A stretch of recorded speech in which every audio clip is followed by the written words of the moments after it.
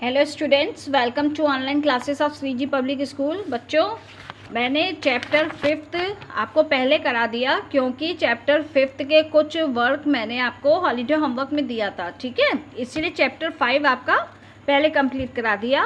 आज हम चैप्टर 4 पढ़ेंगे। ओके स्टूडेंट्स, चैप्टर 4 में देखिए शब्द विचार। शब्द विचार में शब्द किसे कहते हैं? वर्णों के सार्थक समूह को शब्द कहते हैं। अब हम इसके आगे का देखिए, यहाँ पर रीड करेंगे। वर्ण या वर्णों का सार्थक समूह, ठीक है। वर्ण या वर्णों का सार्थक समूह जो समुचित अर्थ दे शब्द कहलाता है। ओके स्टूडेंट, सभी को पता है वर्णों को अगर हम तोड़ तोड़ के लिखते हैं तभी वो हमारा शब्द बन पाता है, ठीक है। जैसे आइए ना, यहाँ एक वर्ण का भी शब्द है जो सार्थक है, ठीक है। वर्णों के सार्थक और निश्चित क्रम से ही शब्द बनते हैं। जो सार्थक एकदम एक निश्चित तौर पर जो लिखे जाते हैं उसे हम शब्द कहते हैं और उसी से हमारे शब्द भी बनते हैं। अगर उलट पुलट के वर्णों को भी जोड़ा जाए तो और वो शब्द नहीं बने तो वो निरर्थक हो जाते हैं, वो सार्थक रूप नहीं कहलाते। अर्थ शब्द का प्रधान लक्षण है। व्याकरण में केवल सार्थक शब्दों पर विचार किया जाता है, ठीक है। सार्थक का मतलब होता है जो एक निश्चित तौर पर हमारे शब्द लिखे जाते हैं। बहुत से वर्ण होते हैं, क ख ग घ को मिला के लिखोगे तो भी वो पूरी तरीके से शब्द नहीं बनता। और जैसे क धन ल हुआ तो ये दोनों को वर्णों को मिलाएंगे तो क्या हो जाएगा? कल। ये तो हमारा शब्द बन गया। और अगर कोई और भी शब्द अगर एक संग हो और वो शब्द ना बने तो वो निरर्थक में आते हैं। ये सार्थक समूह का शब्द है, ठीक है स्टूडेंट। इस आधार पर शब्द के दो भेद किए जाते हैं, एक है सार्थक और दूसरा निरर्थक शब्द, ठीक है स्टूडेंट। शब्द में देखिए, सार्थक शब्द में वैसे शब्द जिसके कुछ अर्थ होते हैं, ठीक है ना, सार्थक शब्द कहे जाते हैं। जैसे पेड़, चिड़िया, घर, किताब, शिक्षक आदि। निरर्थक में क्या है? वैसे शब्द जिसके कुछ अर्थ नहीं होते निरर्थक कहे जाते हैं। जैसे देखिए नकात, रग, अगर इनको भी हम अलग अलग करके भी मैच मिलाएंगे तो ये शब्द नहीं बनेंगे। सब ये गलत सलत हैं और कुछ समझ में भी नहीं आ रहा ये शब्द किस लिए बने हैं। जैसे लपू, लपू का कोई मतलब नहीं होता किसी चीज़ का, इसमें कहम का कोई मतलब नहीं होता। जिसमें जब कोई मतलब ही नहीं निकल रहा है तो वो सार्थक कैसे हुआ? वो सार्थक ना होके वो निरर्थक कहलाता है। नहम आदि, ठीक है।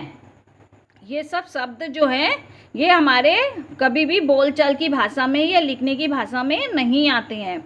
ये सब हमारे लिखने और बोलचाल की भाषा में हमेशा आते हैं। ओके, नेक्स्ट देखिए शब्द और पद।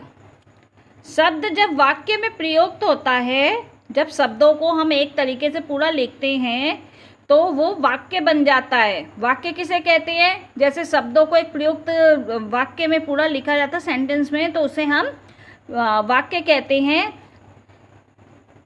शब्द जब वाक्य में प्रयुक्त होता है तो वह पद कहलाता है।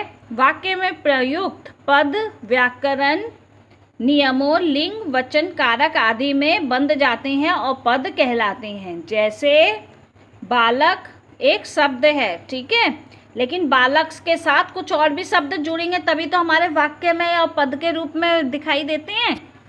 जैसे देखिए बालक पढ़ रहा है, पढ़ रहा है क्रिया का कर्ता और पुल्लिंग एक वचन है। इसमें तीनों चीज़ें देखिए, क्रिया का कर्ता, कर्ता जो कर रहा है यानी बालक, पुल्लिंग है, लड़का के विषय में कहा गया है, और एक वचन है, यहाँ पर एक ही वचन में कहा गया है क्योंकि पढ़ रहा है। अगर पढ़ रहे हैं तो ये बहुवचन होता, ठीक है। बालक पढ़ रहे हैं, देखिए आ गया, पढ़ रहे हैं क्रिया का कर्ता है, पुल्लिंग है और बहुवचन है। ये दोनों वाक्य पद हैं। जब किसी शब्द का वाक्य में प्रयोग किया जाता है तो वह पद कहलाता है। जब वाक्य में उपसर्ग, प्रत्यय, लिंग, वचन आदि के कारण बदल जाता है, ठीक है स्टूडेंट। नेक्स्ट आ गए हम शब्दों का वर्गीकरण। हिंदी समृद्ध भाषा है जिसमें समय समय पर नए शब्द जुड़ते रहते हैं। हिंदी के शब्द भंडार पर हम कई दृष्टियों से विचार कर सकते हैं। शब्दों का वर्गीकरण अनेक आधार पर किया जाता है। ठीक है, देखिए शब्दों के भेद कौन कौन से हैं? 4 होते हैं। उत्पत्ति या स्रोत के आधार पर, रचना के आधार पर, प्रयोग के आधार पर, अर्थ के आधार पर। इन चारों के आधार पर इसके भेद हैं ये शब्द के। अब इनके भी अपने 1-1, 2-2, 3-3, 4-4 भेद होते हैं, वो भी हम आगे पढ़ेंगे। आज स्टूडेंट हम इतना ही पढ़ेंगे, इससे ज़्यादा पढ़ेंगे तो हमें कुछ समझ में नहीं आएगा। आज हम इतना ही पढ़कर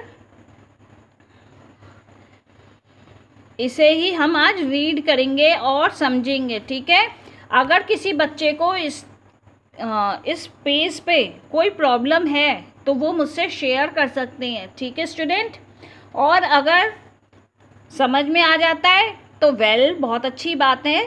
ठीक है ना, मेरा पढ़ाया हुआ आपको अगर समझ आ रहा है तो बहुत अच्छी बात है बच्चों। और नहीं समझ में आता तो आप मुझसे दोपहर 2 बजे से पहले शेयर कर सकते हो, जिससे मैं आपको दोबारा बहुत अच्छे से समझा सकती हूँ। ओके, नेक्स्ट डे मैं आपको वेडनेसडे, देखिए आपकी MS स्ट्रीम पे क्लास है।